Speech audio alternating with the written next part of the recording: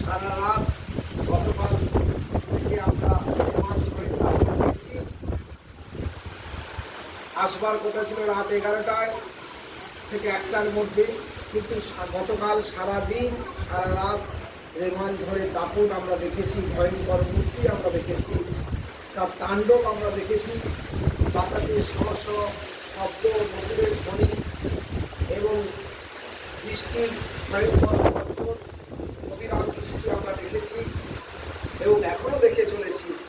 সারা রাত বৃষ্টি এবং ভয়ঙ্কর তাণ্ডবের পর আজও আমরা ভয়ঙ্করভাবে বৃষ্টি এবং ভয়ঙ্কর ঝড়ের দাপট আমরা দেখছি। কিন্তু আমি এই ভয়ঙ্কর ঝড়ের দাপট এবং অবিশ্রান্ত বৃষ্টির মাঝে একটা কবিতা লিখলাম। সেই কবিতাটা আমি লোভ সামলাতে পারলাম না। দলবৃত্ত ছন্দে লেখা, 4+4 4+4 এই লিখেই আমি কবিতাটা লিখেছি। কবিতার নাম রেমাল ঝড়ের দাপট। কবিতার নাম রেমাল ঝড়ের দাপট, বিধানচন্দ্র হালদার। আমার নিচের লেখা কবিতা। ঝড়ের দাপট দেখায় রেমাল, জীবনটা তাই হয়েছে পয়মাল। বৃষ্টি ও ঝড় সারা বেলা, এবার খাওয়া লীলা খেলা। অন্ন পেতে পেতে শুনি বাতায়নে নুপুর ধ্বনি, চারিদিকে জল থই থই, জীবন সিঁড়ি আটকে মই। বৃক্ষরাজি মাথা দোলায়, দিন দুঃখীদের পা যে টলায়।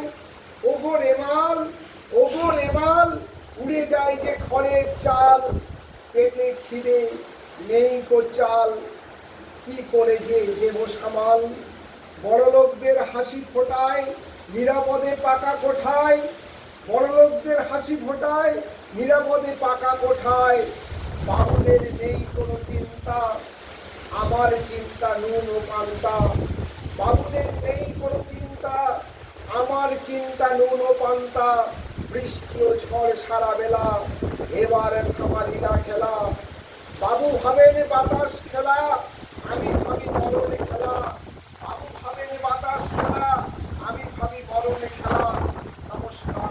কাকদ্বীপ শান্তিনিকেতন কবিতা কুঞ্জ, সময়ের দর্পণ কবি বিধানচন্দ্র হালদার। নমস্কার।